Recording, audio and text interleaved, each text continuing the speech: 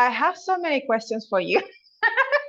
I have been following you for pretty decent amount of time, and I always watch your educational videos, and I think there's Mm, so much that my audience can benefit from what you do and everything that you put up there, especially the niche of women, mm. perimenopausal women, and I think any women, like everyone. And Understand. because when I think about trying to change your body composition as a female, there's so many different things that we need to pay attention to and consider that the hormonal health is pretty much forgotten. And then, like, you want fast results, you want to get there super quick, and then there's like nothing in between of thinking and planning something that is going to be strategic for that person. But before we even get there, because I think I just got so excited, I want to make sure we introduce you as my guest. So welcome, William. It is such a beautiful opportunity for me to have and be able to chat with you. And I'm very, very excited to have this conversation about all things female health, nutrition, hormonal, everything. We will talk about everything. Now, Well, Astrid, I what really appreciate you having me on to talk with you and share some of the things that I know and hopefully I'll be able to share some information that dramatically helps influence the choices of your audience. I appreciate it. Now, talk to me about you. Sure. Let's get to know you a bit more. So, for those who don't know you much, what's made you do what you do now, and why you're so in love with your career? Interesting. So I got involved after graduating with my bachelor's in nutrition and exercise science. I played football in college and realized being a 5'9" linebacker, I wasn't going to the NFL, right? So I was like, all right, I've blown my knees out 3 times. What am I going to do? I moved back home. I began working as a personal trainer, just trying to find my passion per se. And in lieu of trying to find my passion, I happened to find the sport of natural bodybuilding. And that's actually how I met Lane and Paul, actually, interestingly enough, was Lane was actually the very first coach that I had ever hired.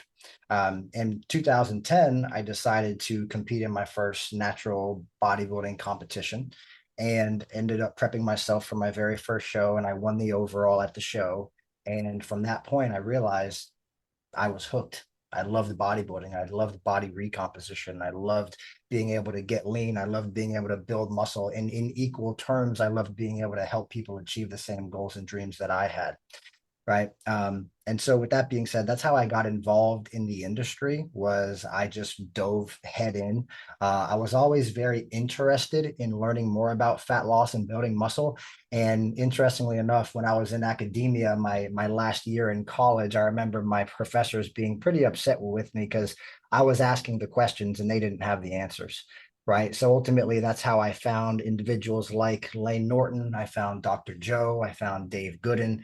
And I found a lot of the guys, Skip LaCour. I found these guys that were putting out great information back then. And, at the time, I didn't even know natural bodybuilding was a thing. And until I found, Dr. Joe and Lane, and then they sold me on the idea. I'm like, I can stay natural. I can look like this. I can win competitions. And I just got hooked on it. Where that transitional kind of interest happened though was when I was a personal trainer. A lot of my clients were actually women. Now, where I think I developed my passion for helping women was number one, I was raised by a single mom my whole life, so I always respected women, and I wanted to help my mom as much as I possibly could. Growing up, my mom was a insulin using diabetic, and everybody in my family was very heavy, very overweight. And I knew that watching my mom inject herself with insulin, I was like, man, if I ever get smart enough to be able to help her, I'm surely going to try. And so that's where my passion for helping women came from. It actually started with my mom. And then after I graduated from college, I got involved with my now wife, Tanya Grazione. And she happened to be 8 years older than I was. And she was actually my very first contest prep client. Right. And I noticed, I was like, prepping women's a little different than prepping a man. And so I started to take notice of some different things, specifically their monthly menstrual cycle. And I had to start to plan things around that because my wife, she would actually get her cycle the day of the show. And I would notice that she maybe looked a little bit more watery on a certain day. The scale happened to go up, attitude changed. There was just various things that I didn't have to worry about with a man. And so that's kind of how it started for me. Was I just dove head in and I found my passion for being able to, transform somebody's body with the education, the evidence-based education that I had. And then later on down the road, it became more of a female health focus. The health side came from me helping my own mom lose over 100 pounds while she battled type 2 diabetes for the last probably 15 years until I helped her. And then the physique side came from me helping my own wife kind of start to go through the perimenopausal transition while also trying to acquire her pro card in natural bodybuilding.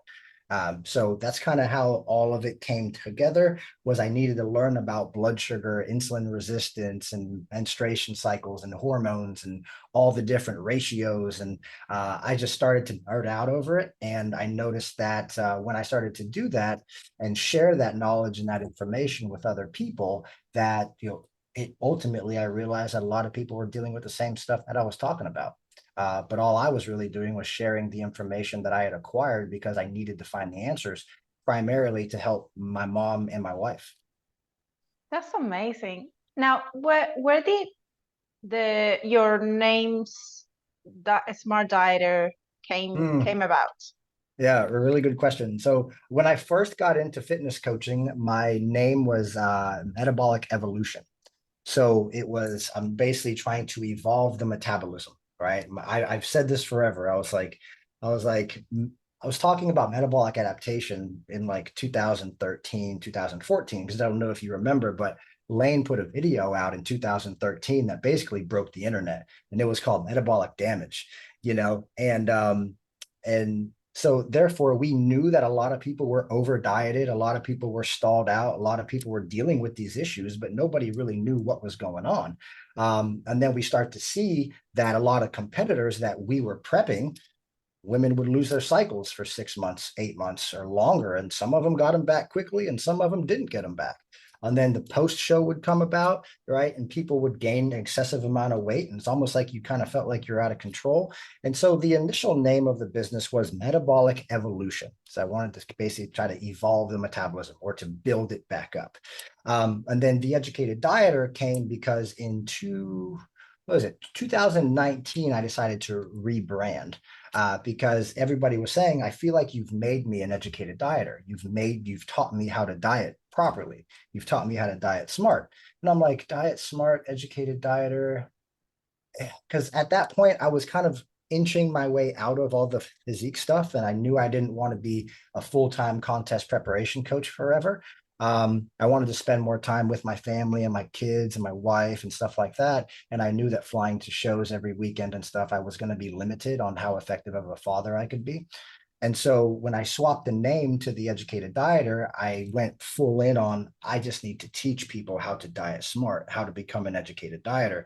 And ultimately that was about 4.5 years. It's about 4 years ago, I think.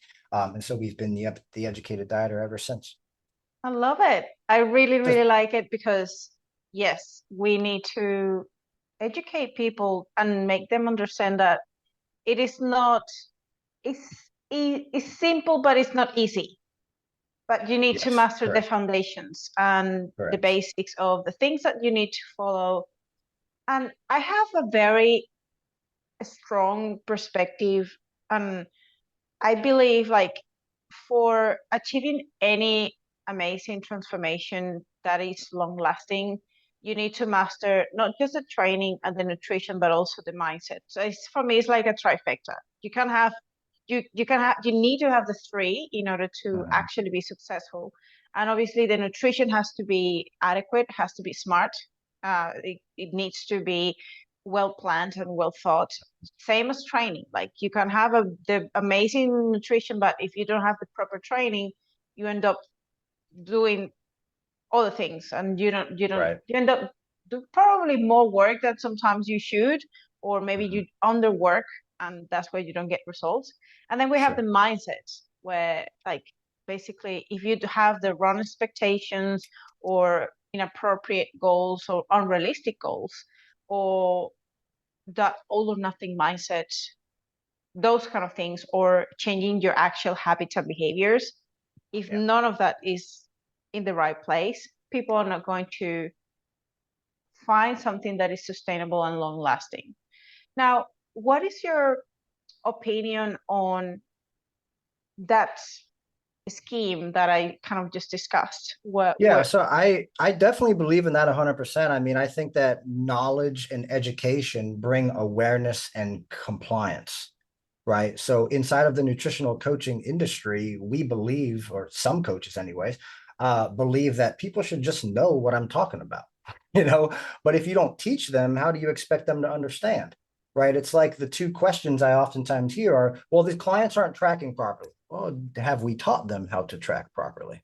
Yep. So therefore, it always resorts back to the coach, right? It's not the client's fault if they don't know how to track properly or they're guesstimating on their foods or whatever. It's the coach's responsibility to teach the client how to track properly, right? And so the more educated you are, the more you understand, the more in alignment you are with your coach, the greater your compliance long term.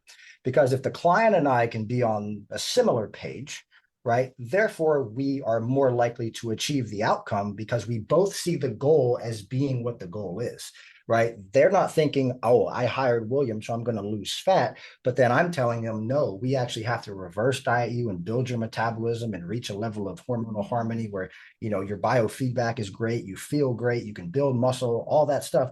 And then we can do fat loss later on. We have to be in alignment in them knowing that, hey, we're going to focus on rebuilding the machine first.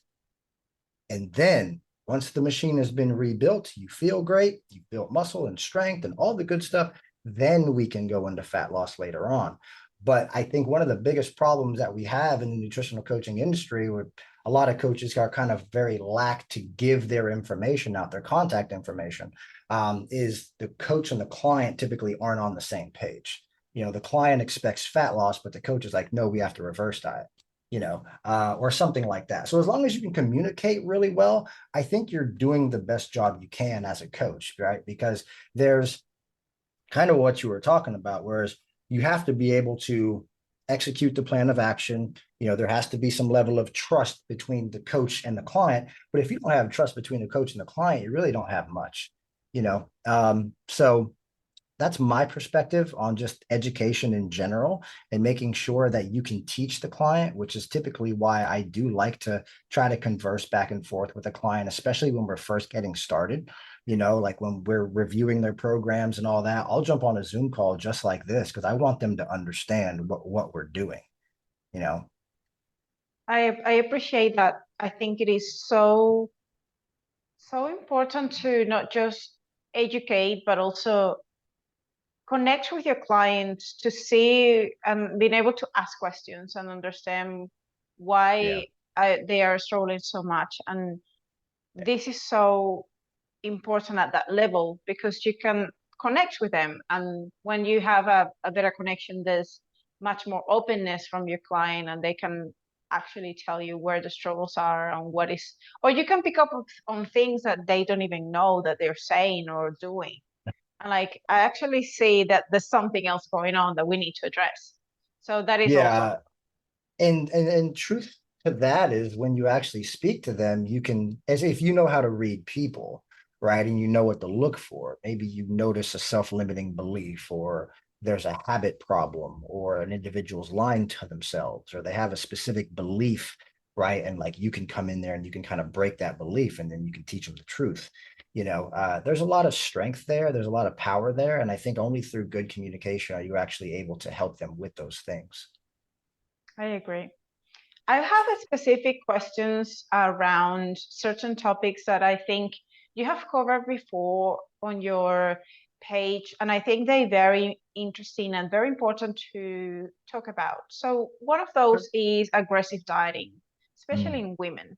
This is something that we see all the time for women that want to desperately change the body composition. They just don't feel they are themselves, probably around their postmenopausal or perimenopausal years, maybe around their 30s.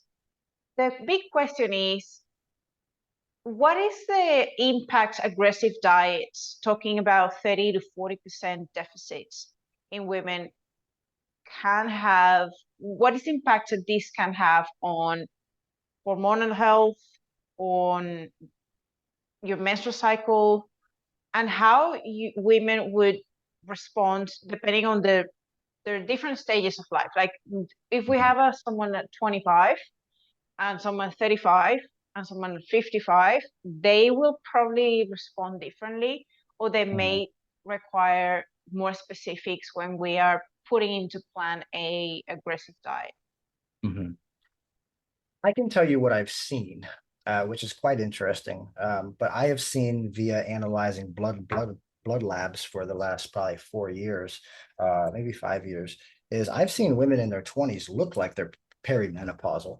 I've seen women in their 30s look like they're perimenopausal. I've seen women in their 40s look like they're perimenopausal. The main thing that we're really looking at there is the overall health of the hormones and the balance between testosterone, estrogen, and progesterone, right? And so if you think about the evidence that we have that is very clear when it talks about metabolic adaptation in physique athletes, you see the same things. There are decreases in androgens or testosterone, right? We have decreases in progesterone in the female body, right? Because of the stress. So there's a high accumulation of stress. We have a lot of gastrointestinal problems because the first thing that the female body typically does under high states of stress is it shuts down digestion. So therefore it will lead to constipation over time, right? And in many cases, when the progesterone level will decline, it leaves a woman estrogen dominant, which essentially just means that estrogen is now the dominant hormone based off of the estrogen to progesterone ratio, which there's a estrogen to progesterone ratio calculator available online. You can go to Google and type in omnicalculator.com. You can put in your estrogen level and your progesterone level, and you can get a reading on whether or not you are considered estrogen dominant. I think the thing to understand there is that in order to learn that, you do have to get some blood labs done. Now, there's a big question to say, Will, when should I get my blood work done? The thing that I usually recommend for a normal menstruating woman that has a relatively normal cycle duration, anywhere from 28 to 31 days, is typically from day 18 to about day 22 after the first sign of bleeding. Okay. Now, if we want to talk about perimenopause, which I believe perimenopause is actually a transitional time period of about 5 to 10 years. But for many women, it typically starts in their mid to late 40s and can go all the way to, 53, 54, 55, somewhere around there. But also, I think what matters there is, was the individual like an early bloomer or were they a late bloomer? Right. And then also, I think what's important is how well did the woman take care of her health throughout the duration of her life? Okay. So if she was a chronic dieter her entire life, chances are she's probably going to look perimenopausal earlier. If she took really good care of herself and her stress was low and she managed her stress with eating enough calories and training, sufficiently, not training for weight loss, but maybe training for muscle building and didn't diet as much, chances are she's probably not going to look perimenopausal on blood labs until you get later on in the 40s. Interestingly enough, I've worked with plenty of women that are in their early 50s. 51, 52, 53 years old. And as funny as this might sound, we actually get their periods back, right? Because we're dropping stress. We are providing them the nutrients that they need to be able to upregulate their metabolism. Again, metabolic adaptation, just a fancy word for basically you've turned your metabolism down. All the processes responsible for your rate of metabolism, like your lean body mass, your bone mass, your thyroid health, all of that, you've just turned them down because you have chronically yo-yo dieted your entire life. right? Without ever having a intentional phase of building muscle and recovering your metabolism, right? Which is what we've talked about for the last decade with reverse dieting and all these types of things, or using diet breaks and fat loss and all that kind of stuff. And so the majority of women that find themselves in this position where they need to finally kind of regain the control, they've just dieted their entire life and they've never intentionally had a period of time where they could build lean body mass and eat sufficient amounts of calories to allow their physiology to thrive. So when we think about putting them into a deficit, how much is too much? And Yeah, how that's much a is really good appropriate? question. How is Yeah, how that's a long really good question. and how long is it safe? Like if we put someone into aggressive deficit, is it safe 2 weeks, 3 weeks, like kind of in and out, sharp, short, get in and Yeah. get out? How do you go So about this? yeah, so I would like to ask a question really quick. Have you ever placed a woman that you thought was maybe in the perimenopausal transition? Have you ever placed her on lower calories and you expected a response, but you didn't? I Like there, not there wasn't one. I I I haven't myself. I am always Okay. super cautious with perimenopausal women, and I try to gauge very well their baseline and sort of work with their baseline before I just put them into a deficit. 100%. Yeah. But I've seen that before coming into working with me, they have Mhm. tried very hard to be in a deficit, 1,200 calories, 1,400 calories, Right. and their weight wouldn't budge. Like Right. Yeah. just So if we take into consideration that this woman that we're placing into a deficit, she's already came off of maybe yo-yo dieting for the last 10 years, right? She's tried everything, high cardio, low cardio, resistance training, no resistance training, every diet, no diet. Like she's done everything. And then we can actually bring her in and we can try to rebuild her metabolism, right? Maybe get her up back close to 1,800, 1,900, 2,000, 2,100, 2,200 calories, and we can get her feeling better, right? Then we believe that she should respond to the calorie deficit, in which I would agree with you. Where some issues have arose is I've taken calories down and went pretty aggressive, pretty darn aggressive, probably like a 30% drop initially. And because I track things like biomarkers, like your blood sugar, I'd actually noticed that the stress response was too much for her physiology, and her blood sugar actually starts to go in the opposite direction. So when you're entering a fat oxidative environment, your blood sugar should go down, right? There's less circulating glucose because we're in a debt. The energy gap makes us burn more energy, right? And thus now we're in a fat loss phase.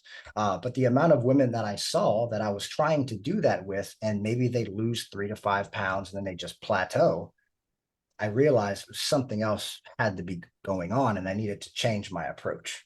Right. So again, it's kind of the same stuff that I was doing with the bikini girls that I started coaching just to get their periods back in like 2016. I did that for a whole year and I helped like 40 women get their periods back in the same year. All of them were dealing with hypothalamic amenorrhea.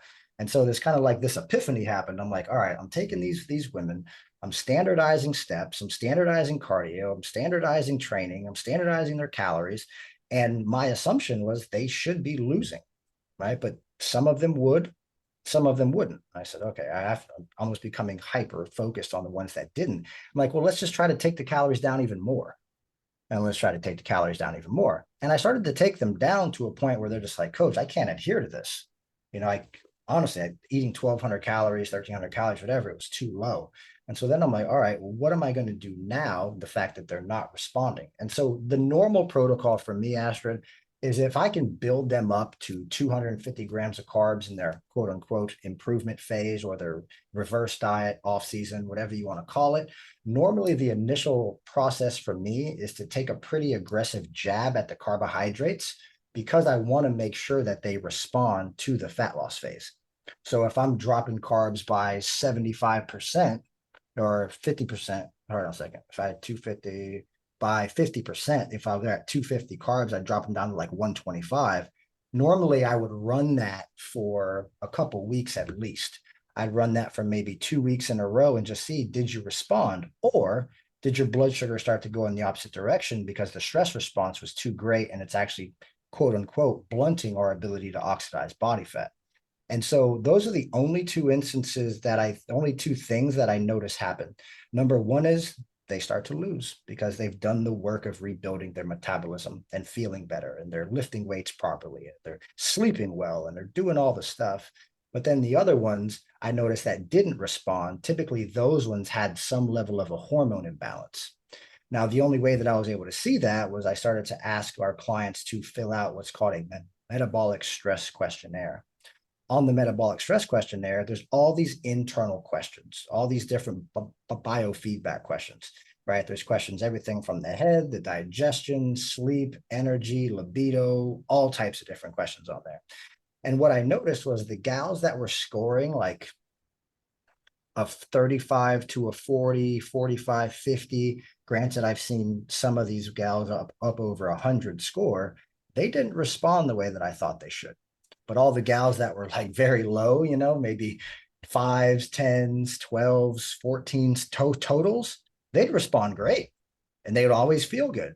I'm like, there's something going on here. And that's kind of when I decided to dive into more of focusing on the hormonal aspect of things. So in this case, what would be your approach? You mentioned that you would probably drop the carbohydrates half and see what is the response. And then depending on that, you would use a questionnaire that is going to assess their biofeedback. And depending on the scoring, if it's high, there is something else going on. So so they complete the MSQ before they start with me, but the MSQ just allows me to know like how good do you feel? Like are you dealing with a lot of these negative biofeedback signs and symptoms where your sleep is trash, you feel stressed out all the time, you're kind of trapped in like a cortisol dominance, maybe there's relationship issues. Maybe they've tried every diet under the sun and they're metabolically adapted.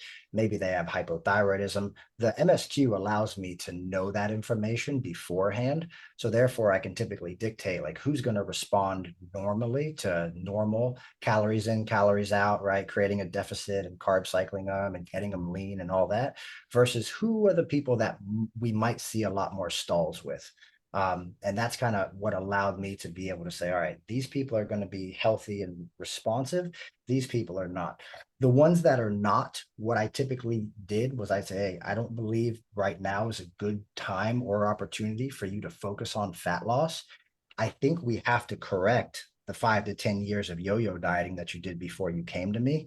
Let's just focus on optimizing your health first. And inside of that health phase or that restoration process, we can therefore focus on building muscle, improving your digestion, right? We can focus on building your metabolism, getting your calories up, fixing your lifestyle. Because a lot of the women, the other thing I noticed was a lot of the women that had high MSQ scores, their lifestyle was all over the place, right? They're not sleeping well, they're not walking, they're not exercising, they've tried every diet under the sun, they're on medications, right? They have all these different issues going on. And then I said, all right, well, this is more of a functional issue that I believe is happening. So therefore, it became more about learning more about the functional and the internal health of the female systems. And that's kind of how I work with people now is I can basically dictate whether or not they're going to be responsive in the way that I want them to, or maybe they're going to require a longer, quote unquote, reverse diet or off season. This is a big challenge when we're working with women that are desperately trying to lose weight. So how do you come about talking through the expectations and your approach based on your assessment is actually you're not ready for a fat loss phase. Yeah. You actually need to focus on your health, and we need to focus on restoring your metabolic health.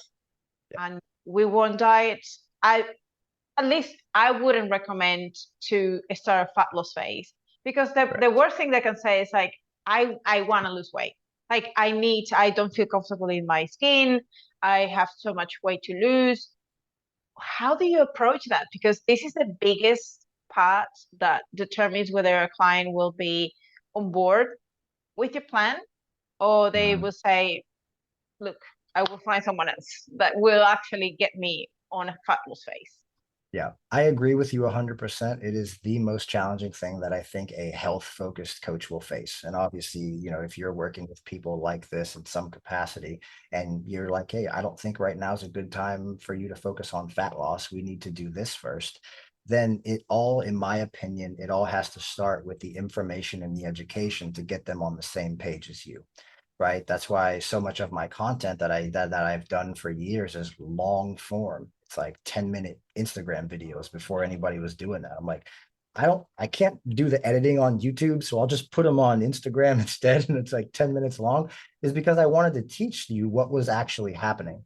Right. And so if I could draw it up on the board and I could get you to understand what was actually happening to you with regards to metabolic adaptation, then we could basically be on the same page with the commitment and the duration of commitment that it was going to take for us to be able to focus on building muscle. The other thing that I would say is I noticed that a lot of the women that I was working with, they had a lot of regrets. They had the regret of trying every single diet, right? But if I ask any of them, like, have you ever been really strong before? And the ones who have, I said, do you regret like the time it took to get really strong? Do you regret the time that it took to build muscle? Do you regret the time that it took to get healthy? They didn't regret that stuff, but they always regretted 2 hours of cardio on the step mill every day. They regretted trying every low carb ketogenic fasting diet on the planet. They regretted that stuff. And I say, if you want to go back to doing that, you'll probably just get the same result that you've got. But if you actually want to trust in this process, I can guarantee you that will get you healthy again.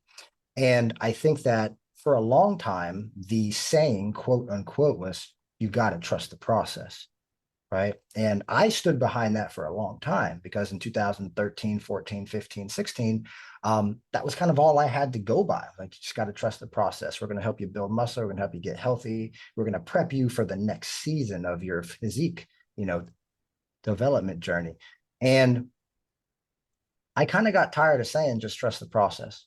Right. So I started to say, okay, well, how can I get people to trust the process? And what information and education do I need to acquire in order for me to be able to figure out what's going on internally?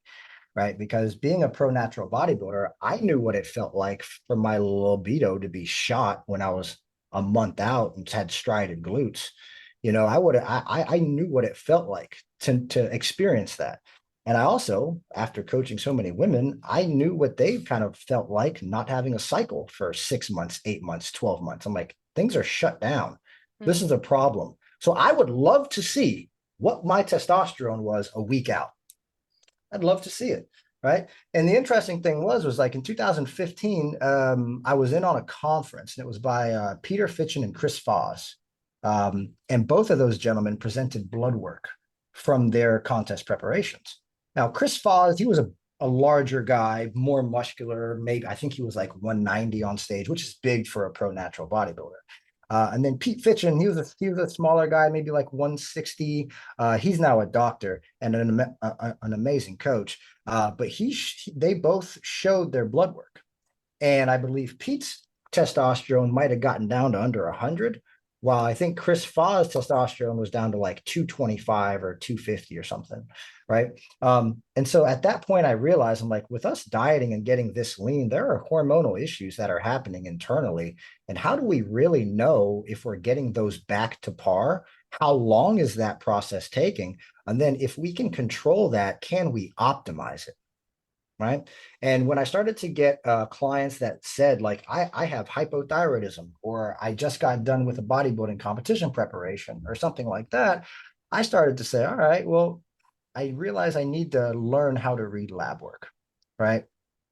And so I started to get labs back and I started to review labs, and I would see that some women had what was referred to as clinical hypothyroidism, right? So anything 2.0 or less on a T3. And I'm like, your T3 is a 1.7. I'm like, it should be like a 3.1. And they're like, why is this? Why is this? I'm like, well, you're metabolically adapted from all the dieting and from the contest preparation. So I believe we can get this level back up. And when we get the thyroid back up, we get the sex hormones back up, we take the stress off of your body, we allow you some recovery. I believe that at that point in time, then since we understand what's happening, we can actually trust the process. because trusting the process for me, I couldn't trust the process because I didn't have a system, right? So I had to go find a system that allowed me to trust the process, right? Because I can tell you that my last contest preparation that I did, it took me about 7 months until I actually felt like I was back to normal and I was back to building the muscle that I had lost in my prep. Yeah. And that was a long time. You know what I mean? And so now the way that I see it is if we can get a base set of labs done, like a week out, week post show, somewhere around there, then at least we know where is the starting point, right? And then if we need to supplement to support the things that have been negatively affected, which is typically stress, androgens, progesterone, all that, if we need to supplement to basically help support some of those things to get this cycle back faster or to get androgens back up faster or to just get health back faster, now we have a system to say month 1, this is what they look like. We improved. Month 3, look what they look like now. You're like, oh, okay. Guess I can trust in the data now because the data is telling me the truth, right? Whereas before, trust the process, I didn't have a system to trust the process. Now we have a system to trust the process. So if we could put, reference point A, blood work, reference point B, blood work, and say, look at the impact, look at the difference. This is what we did over the course of like 3 months or something. Now I think people can actually trust the recovery process because the data is clear. So how do I get them to believe in what we're doing? I think I have to prove it to them. I have 2 follow-up questions. One, Sure. for coaches out there that they want to do more learning about lab work and how to actually interpret, understand, where is the best way to get that information or like find appropriate education to train yourself to understand those things? That's number one. And Okay. before I forget, the second one is, what happens when you get a client that actually you look at their blood work and everything seems perfectly fine, but they still don't respond well to a deficit? So for education for lab work, I would say this, and obviously I'm very cautious when I say this because I know that there are a lot of people looking for the shiny object in the coaching industry, right? There's a lot of people that are looking at, oh, I must have to do this, I must have to do that.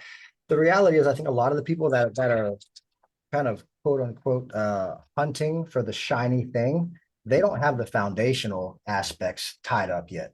You know what I mean? So there's a lot of people that are hunting for, I got to look at the bloods and I got to do this and I got to do that, but you don't even know how to carb cycle properly.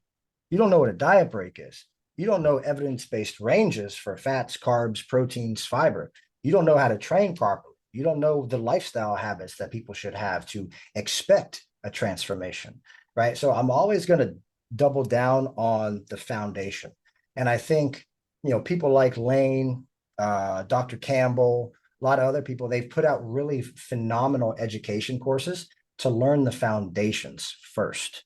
And I think that I cannot talk about blood work without showing respect and understanding that if you try to dive into hormones and labs without a solid foundation, you are building a house on sand. You need to build a really solid house on a solid platform of concrete. And then at that point, if you decide, okay, I know all that there is to know about evidence-based nutrition coaching. I've gotten all these amazing transformations and all this amazing, testimonials to back up myself as a coach. But I got a couple of these people that are just not sure what's going on with them. Then I think going somewhere like Nutridyne could actually be very beneficial. So Nutridyne has conferences here in the United States of America. And it's basically a functional medicine conference where they teach you how to, read, interpret blood work, how to work with cases like maybe it's a hypothyroid case or polycystic ovarian syndrome type of things, or hypothalamic amenorrhea cases and stuff like that. But again, foundation is key. I do not want anybody who listens to this to think otherwise. Foundations are key. I was a very good coach with just having the foundations for the first 8 years of my career. And then I decided to take it to the next level. And that's when I learned more about blood work. Did you In say terms of, Nutridyne? Nutradyn, yeah. Nutradyn. Okay. Nutradyn conference. It's actually it's a functional medicine supplement company, and they also put on education events. Usually, it's pretty frequent, honestly. Okay. I think it's like at least every quarter, maybe more often than that. You have a client that they have a blood work and it shows everything is normal. Mhm, Their hormonal profile seems fine, their TSH mhm. is fine, their progesterone, estrogen seems relatively in fine place. Sure. Why is she not responding to a deficit or fat loss phase? Like her weight is kind of like within a range. It goes a little bit down, but it goes up and it doesn't move. And she's Yeah. adherent apparently. Yeah, so that's a great question. I think that if blood work looks really good, in many cases, I would be expecting a good response, right? But I Mhm. also think that in some cases, women shouldn't be so attached to the idea of what they need to lose. Yeah. I think it actually is kind of more about what kind of skills do I need to be able to learn in order to focus on what I need to gain, like the muscle component, right? Because I can't overemphasize this. If you are dieting for the majority of your adult life and you're a woman from 18 to 30 years old, right?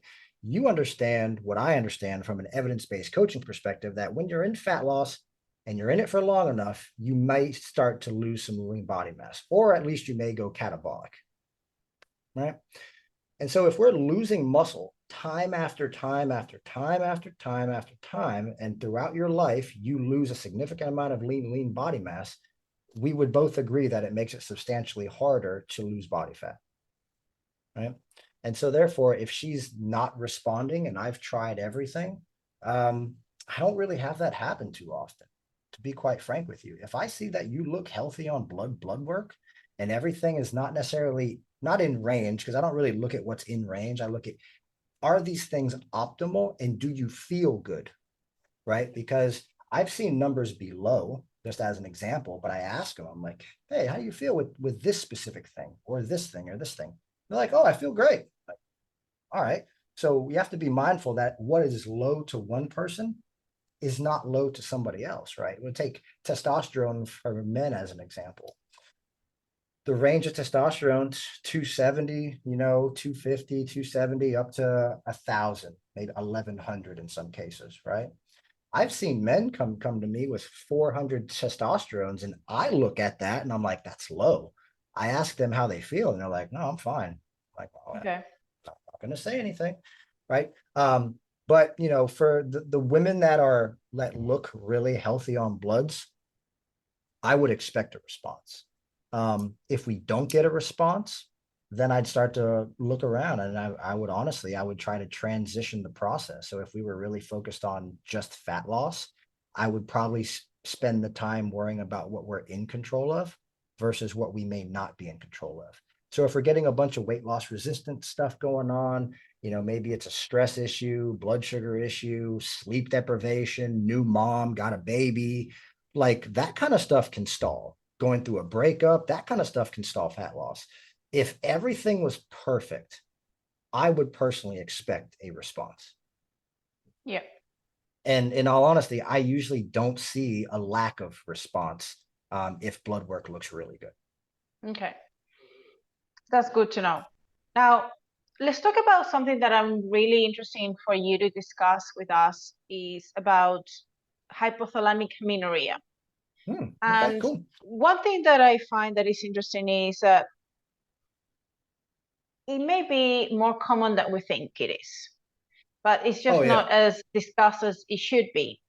yeah. And a lot of people, especially women, aren't really sure what is the most optimal way to go about it to recover your cycle Okay. without just finding or looking for the like these completely outrageous recommendations, especially if you know that someone that is kind of like physique conscious they may have some eating disorder kind of in the background.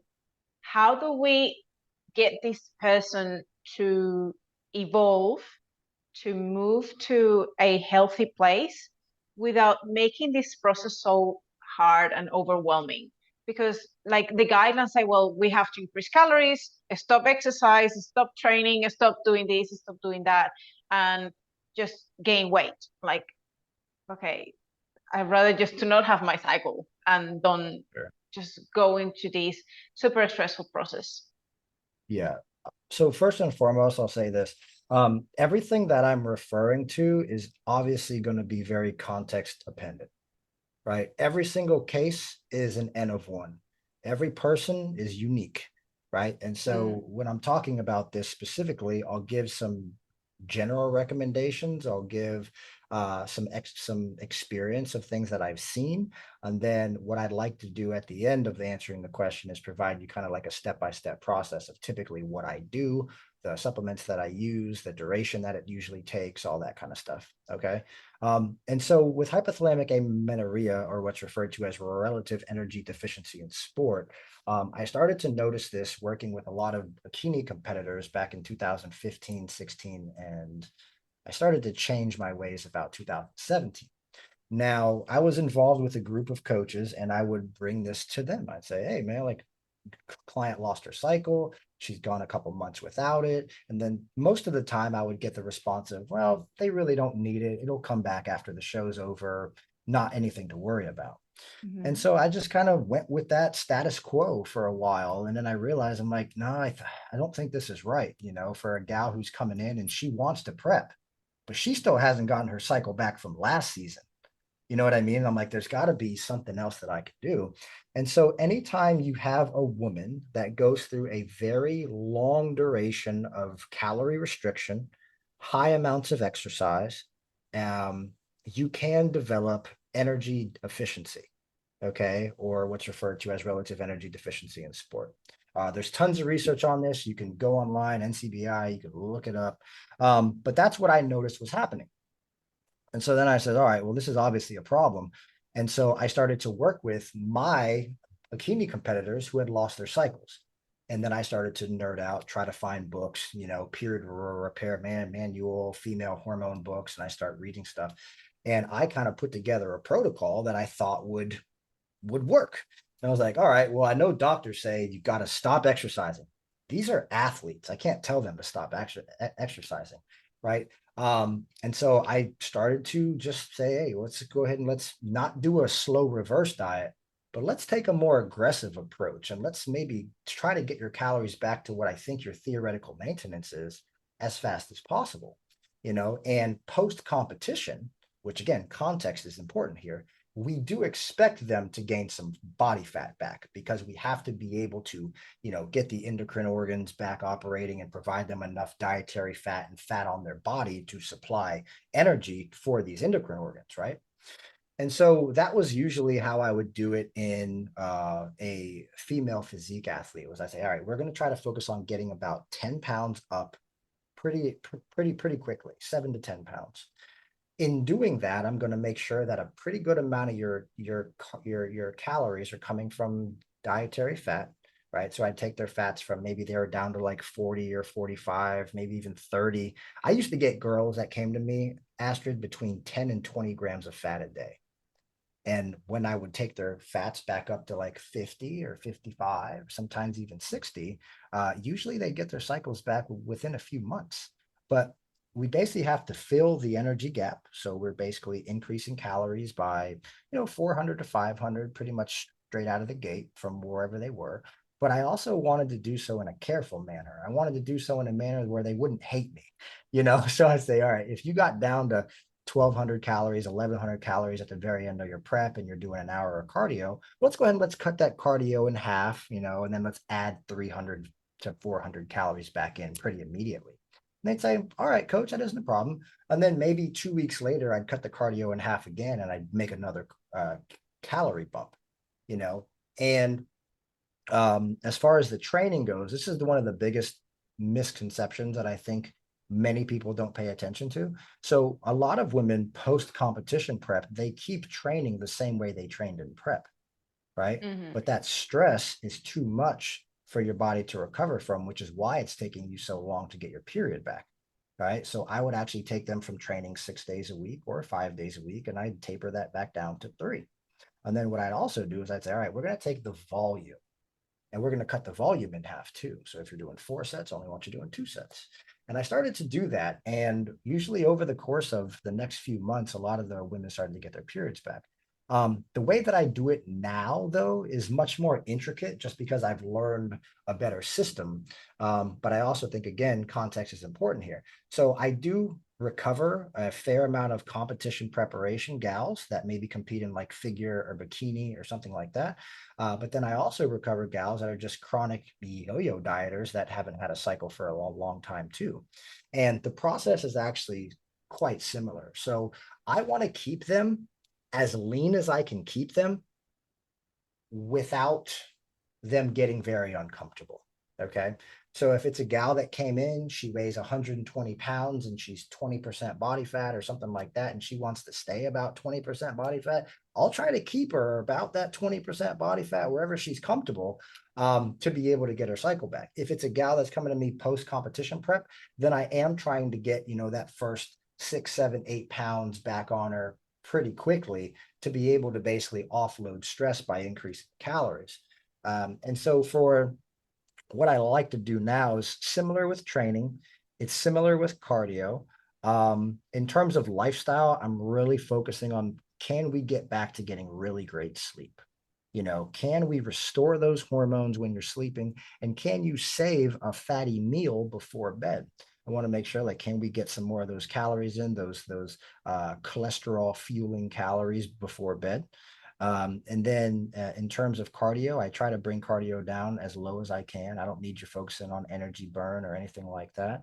So that covers the training, cardio, lifestyle, and sleep. And then the other thing I would say would be the supplementation that I typically like to use. And again, it's different for everybody based off of what kind of blood work we have, what kind of biofeedback I've got. But it's pretty normal for me to recommend something like chaseberry to help support progesterone.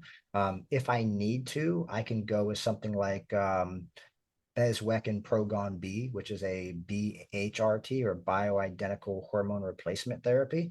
I can go with a topical progesterone, or I can go with chaseberry. I can tell you through my own personal experience that supplementing with chaseberry can work for cases that aren't too bad off. So maybe they lost their period for 3 months, 4 months, 5 months, or 6 months. But some of the gals that have lost them for over a year or longer and they haven't gotten it back yet, normally I'm going with something like a bioidentical progesterone to help get those signals going again. And normally we can get the cycle back faster. The other things I'm looking at, I'm trying to decrease stress as much as possible. So we're talking about supplements like rhodiola rosea, ashwagandha, things like that, just to help calm the system. And then I'm also making sure that we are giving carbohydrate throughout the day. We're not fasting ever. I don't want any of these women fasting. I'm feeding them breakfast. They're maybe having 4 meals a day. All of them have carbs in them. And we're just trying to calm the body down. And normally when we can stay there for at least 3 months, 4 months, I just had a gal that was prepping and she was down to 1,000 calories and 90 minutes on a step mill and 20,000 steps a day. We got her period back in 4 weeks. Yeah, it's not rocket science. It's just, you just have to rest the body. And so that's my normal process that I use to help women that are dealing with hypothalamic amenorrhea. Now, I think once they get the cycle back, you have to be very wise in the process, right? And so the Mm-hmm. initial response is, when can I go back into fat loss? I have to diet again because I've gained a couple pounds and I don't like it and I want to look stage lean all the time. And I have to tell them, I'm like, look, my goal at this point is to get you back to be hormonally healthy so that if you want to compete again, maybe next season, you can. I don't have a problem with that. But I do want to get you to a place where you look good, you feel good, you can eat enough calories where you're not starving all the time, and you're hormonally healthy. And I believe that if we can do that, we are really helping the majority of these people live a healthy life. Obviously, you and I both know, but the sport of physique enhancement or physique development, bodybuilding, bikini, all that, it pushes every single extreme that you could think of in terms of the human physiology. Knowing that I've been there before and I've helped a lot of people turn professional and world championships and all that stuff, I know what it was like. And so now I'm just more in the position to help them recover, to get them ready for the next season, or help these long-term people that the sport has negatively compromised. I want to help them get back to being healthy. And most of them don't choose to compete again because they know what it took to get their hormone health back. But nonetheless, that's kind of how I do it. And it's worked really, really well ever since. Quick question about when you get someone who has HA, Yeah. but they have also like a history of PCOS, for example. Mm. PCOS can somehow create a similar issue with irregular periods, and Yeah. you may think, well, is it the PCOS or is it the chronic dieting or is it Hmm. both? So Hmm. where have you ever encountered a situation with a client that she actually has PCOS? She was diagnosed perhaps a few years ago, but she also struggles with getting her period back. She Hmm. has very regular periods, but to add to that context, she's underweight. She's she's like 45 kilos, and Hmm. her BMI is 16 Hmm. kilograms per square meters. So there are very strong pointers that she is probably under eating and she's probably underweight because of her physique is showing that, and she's under muscles as well. She doesn't look like she actually has muscle, but Yeah. she has a background of PCOS. How would you approach this differently or pretty much the same? And we're not talking about a physique competitor. We're talking just about someone who is just coming to you, hey, I have been struggling with getting my period back. Mhm. And you do the entire assessment and they're just underweight. Yeah. So it's important to understand that there's different types of polycystic ovarian syndrome, but they all kind of categorize under the same blanket or umbrella, right? You have your androgen dominant. So these are women with very high testosterone. These are women that testosterone is so high, it's actually negatively influencing them being able to get a cycle. You have inflammatory polycystic ovarian syndrome, which is, you can control that. I believe you can control inflammation responses. And then you also have insulin resistant polycystic ovarian syndrome. I'll be the first one to tell you I don't specialize in that. I try not to, talk about that too much just because of the fact that I know what I'm good at and I like to stay Yep. inside my wheelhouse. And if I happen to have a client that is dealing with a pretty severe polycystic ovarian syndrome in which we can look at blood work and we can usually tell, I'll typically refer that person out to somebody that I trust that can help them, that understands it to a greater degree than I do. So I guess the moral of the story there is you don't have to work with everybody. Of And I course. think you do have to have some boundaries there. But in terms of polycystic ovarian syndrome, I think controlling the inflammatory responses is crucial. I Mhm. think learning how to regulate and control blood glucose levels, very, very important. I also think that learning how to identify which type of PCOS they may have, if they have Mhm. had, ovarian cysts and things like that. I think you definitely need to learn, how to get it under control, maybe without kind of quote unquote like thinking you're a doctor, because that's not what we're doing here. We're just trying to get people to feel better. But I will be the first one to tell you that's not my area of expertise. Will you use a continuous glucose monitor at all to get the idea of what's happening with the blood sugar, or do you use a different method? Standard glucometer is typically what I use. And if I do use it, I'm either going to use it first thing in the morning, or I'm going to use it about 3 hours postprandial. I could Okay, use it just 2 hours pinching. postprandial for a faster metabolizer, but most of the women that I'm working with that have these hormone and metabolic issues, normally they're slower metabolizers. So it's just a finger prick, The finger prick, yeah. and you can get a good gauge of what the blood sugar is doing in the morning. In terms of blood glucose testing, that's actually kind of just throwing this out there because I think it's important.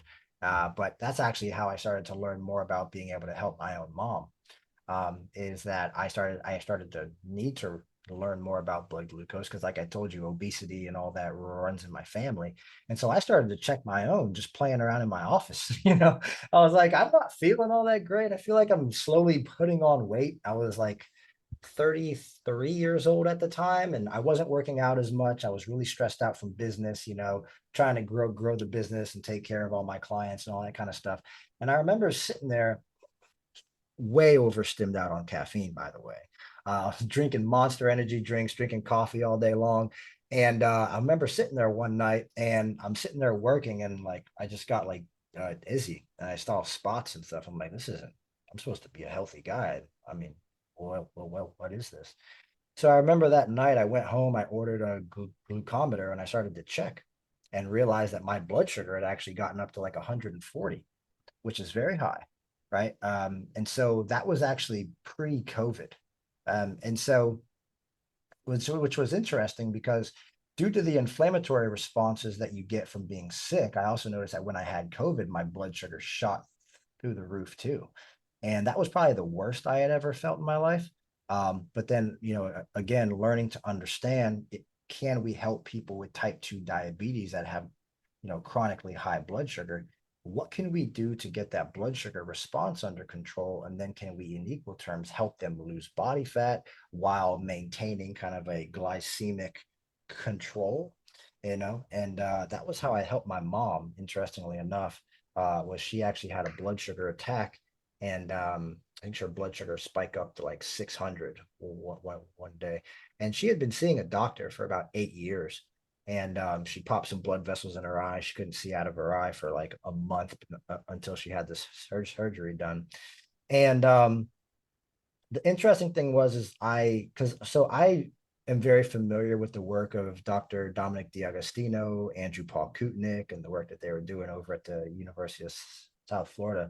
And so I decided to try it, Astrid. I'm like, Mom, you got nothing to lose here, but you got everything to gain. So let's go ahead, let's try this. And her blood sugar dropped from averaging in the 300s down to averaging in the low 100s. She lost about 100 pounds over the course of about 18 months. And now she's actually maintained the weight loss. Now, I started her off on a ketogenic diet, which obviously that's going to help get your blood sugar under control pretty rapidly. And I would venture to say that anybody dealing with extremely high blood sugar should probably consider it, at least just to get a jump start, at least just to get your foot in the door and start to make some progress. But for her, we were actually able to get her down about 50 pounds on keto. And then I started to give her like a high carb day every week. And that just kind of seemed to kick things up. And then she kept losing, and now she's down about 100 pounds. But that's actually how I got involved in checking blood sugar. And for our clients, what I like to do is if I feel like they have high blood glucose levels, there's a couple of things that I could do. I could check it first thing in the morning, but then I also have to be mindful that the dawn phenomenon, if they're having a normal cortisol awakening response, can spike that blood sugar, right?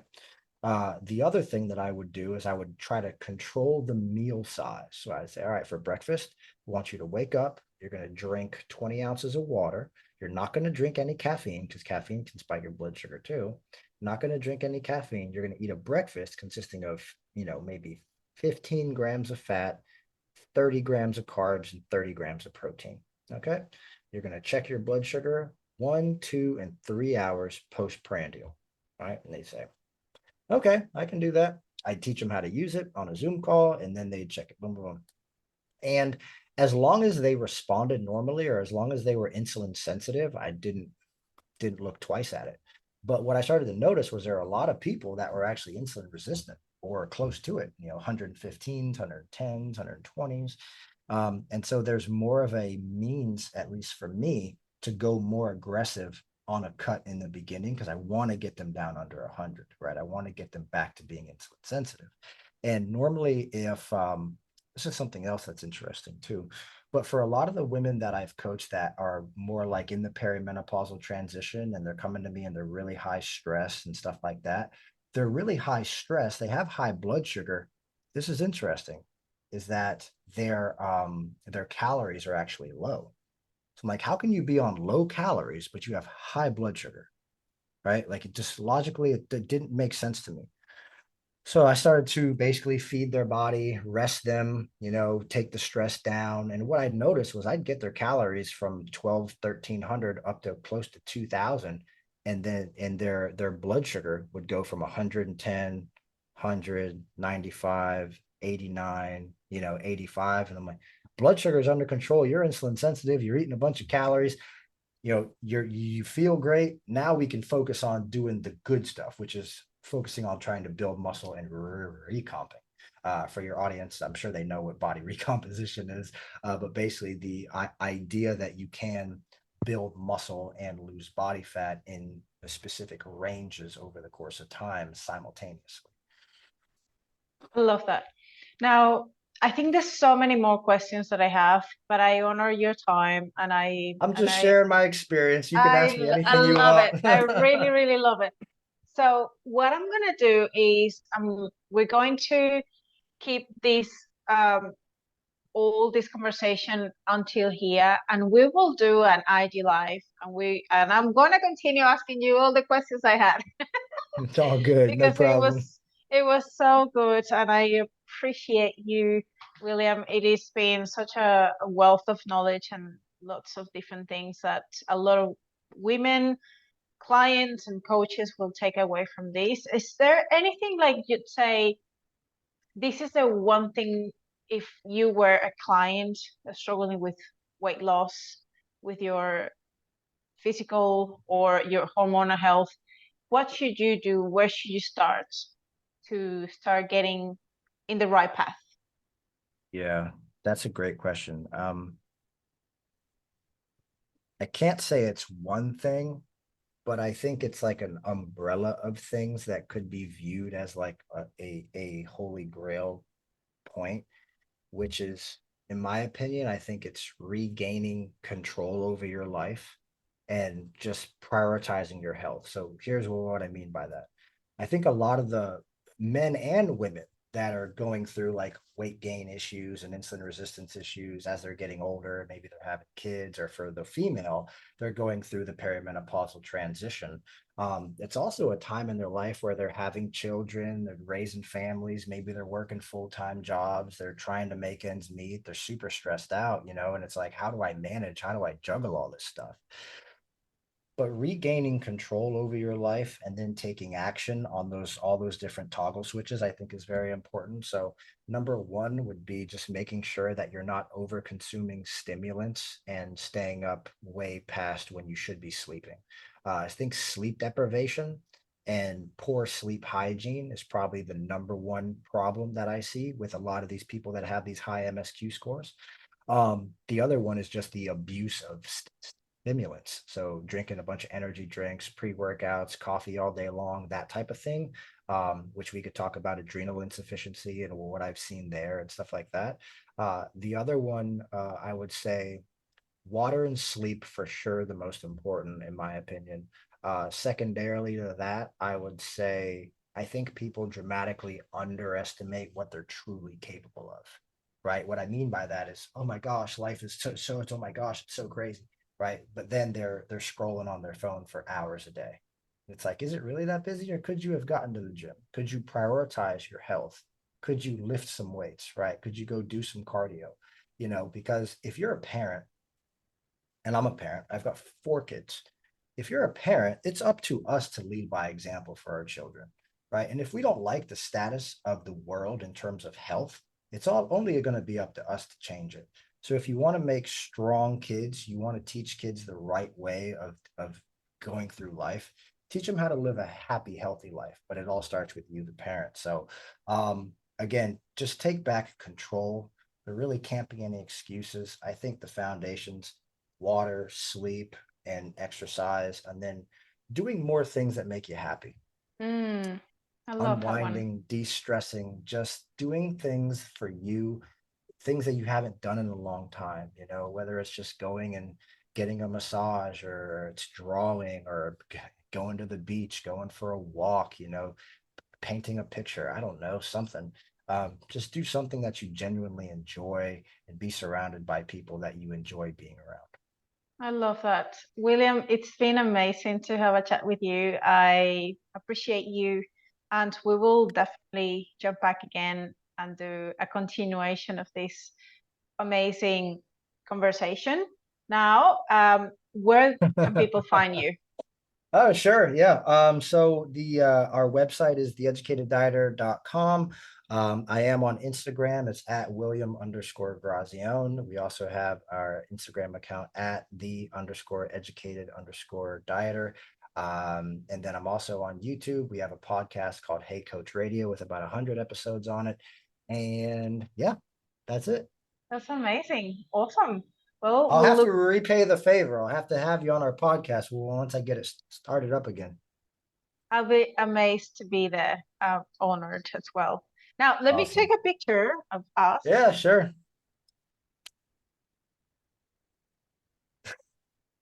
That's cool. All Cool. right. Well, my William, Well, have a great afternoon. I hope to talk to you soon. I'll try to edit this video in the next couple of weeks, no and rush. that will be up and running.